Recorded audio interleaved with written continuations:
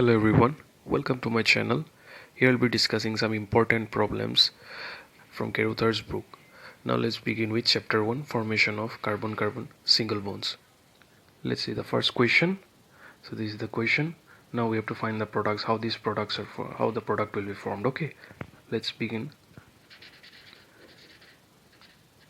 mechanism of this reaction.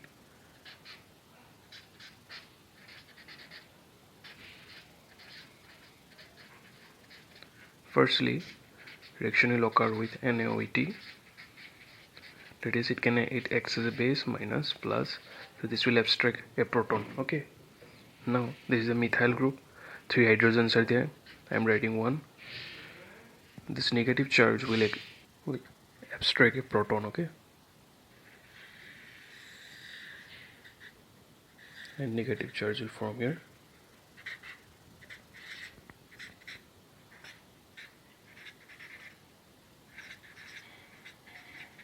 Now is this the product formed here? No, it is not the product. Okay, why? Because negative charge will be more stabilized near to the electron withdrawing groups. Okay, so it will undergo conjugation like that, and negative charge will form here since 2 electron withdrawing groups are there. So it will give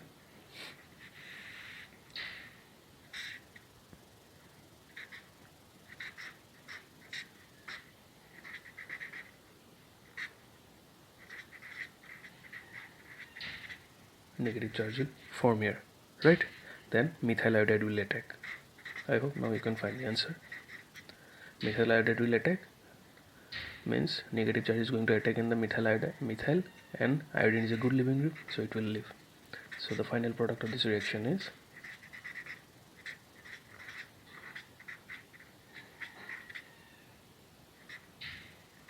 so this one is the final product of this reaction. Now let's move on to the next question. So in this question, what are the products? Let's see the mechanism and do the products. So what is LDA? LDA is a base. Okay, LDA is N with 2 isopropyl group and lithium that is LDA means lithium diisopropyl amide. Okay, so here since whenever you see nitrogen along nitrogen, then you can consider it as a base. Okay, so it will abstract a proton. There is hydrogen, so it is going to abstract this hydrogen, and enol it is going to form. Okay,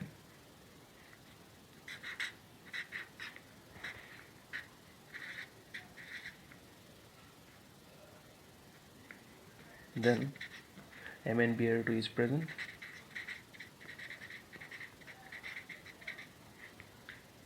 This negative charge is going to attack Mn, and Br is a good leaving group, so it will leave and it will give OMnBr. Okay, so this one is the product here. Now on reaction with methyl iodide, what will be the product? Here it will come back and this double bond, and then it will attack the methyl group and iodine will leave. Okay, so the final product will be this one will be the final product of this reaction. Now let's move on to another question. So this is the reaction and this is the final product. Now let's see how this product is formed through mechanism. So what is this system? This is trans decalon system.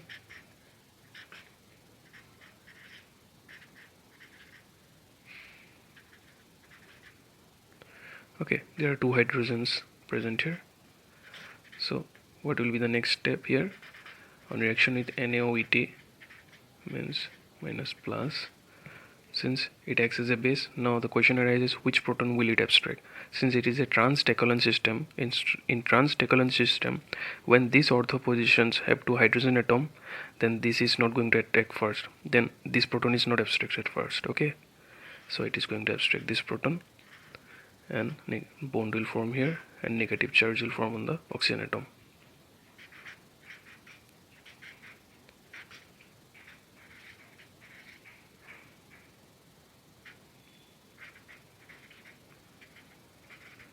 Further, HCO2 ET is given, that is an ester. So what will be the product here?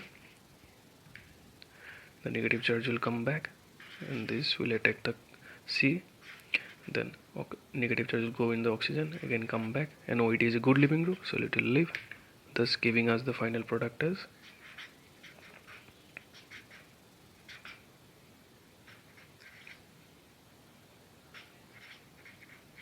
an aldehyde group. Okay, so this is the product formed here. Further, on reaction with butyl tertiary butyl thiol, okay, on reaction with tertiary butyl thiol and tosyl hydroxide is given. Now we know that aldehyde is more reactive as compared to ketone, so here tertiary butyl thiol, the sulfur acts here, it acts as a nucleophile. It is going to attack at the aldehyde carbonyl carbon and negative charge will form here.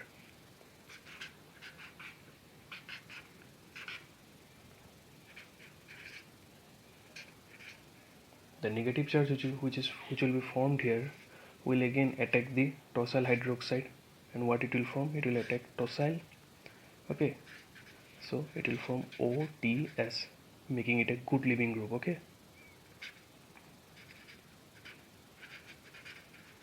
making it a good leaving group. So what will be in the next step? Hydrogen, this hydrogen will go out and a bond will form here and OTS will leave, thus giving us our product.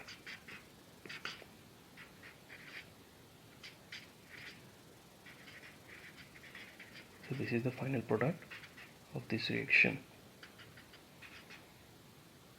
Now let's see this example. Okay, now in this reaction, on addition of LDA in presence of a solvent dimethoxyethane, when the temperature condition is given, that is a very less temperature, minus 78 degrees Celsius, when temperature conditions are given and reaction has to occur, then always abstract proton from the least hindered side. Okay, always abstract proton from the less hindered side, and thus the enolate is formed like this. But when temperature conditions are not given, for example the same thing pH 3 CLi in presence of DMA, here minus 78 and here no temperature condition, then attack proton from the most hindered side. Okay, actually these two, in these two reactions it occurs, it is kinetically controlled.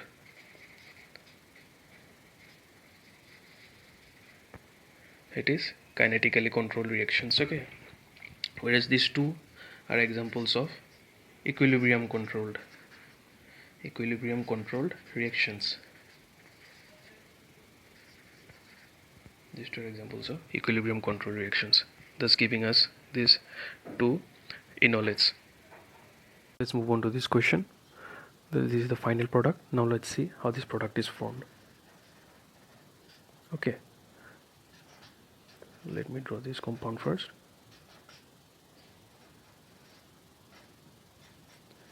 Okay, now see, two equivalent LDA is given, means the LDA is going to attack two times. Okay, firstly I am writing LDA. So what is LDA? It is a base, okay, nitrogen base. So I can write here negative base, which will be abstracting proton. Okay, now which proton it is going to attack? This one or this one? Since then this hydrogen in between an ester and a ketone group, while this hydrogen is attached to a ketone group, so this hydrogen will be attacked. It will become more acidic because it is between two electron withdrawing group. So this hydrogen is going to attack first, and then the negative charge will form in the ester because esters are more electron withdrawers compared to ketone. Okay, negative charge will form here, so it will give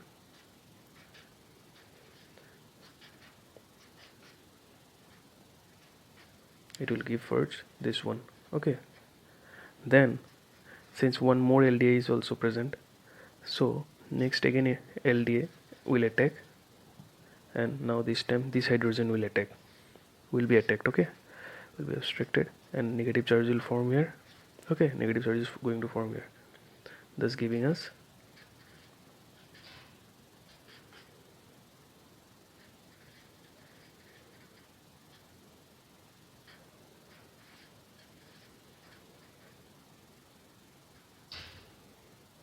So this will be formed. Now next is phenyl selenium bromide. Okay, so let's see how it is going to attack there. Now you should know this one thing, that the anion which is formed in the last is going to attack the first. Okay, always remember this one. So it will come back and it is going to attack selenium, and bromide will leave. Thus the product will be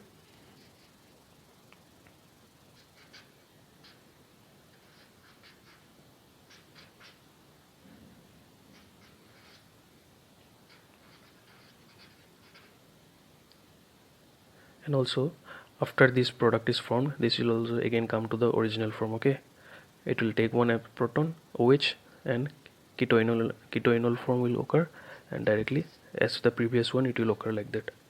Okay, so this is the product which is formed here. Further, on reaction with H2O2 peroxide and dichloromethane solvent, so what will it give? Okay, now on reaction with peroxide, selenium pH, the selenium will be oxidized first. Okay,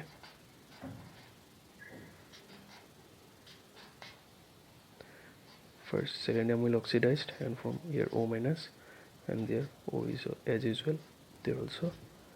And in the next step, this product is going to be formed. How? There are two hydrogen atoms, right? The selenium oxide, this O minus, is going to abstract a proton, and this bond will go there, and this will be eliminated. Thus we get this final product. A double bond has been formed. Okay, this is the final product of our reaction.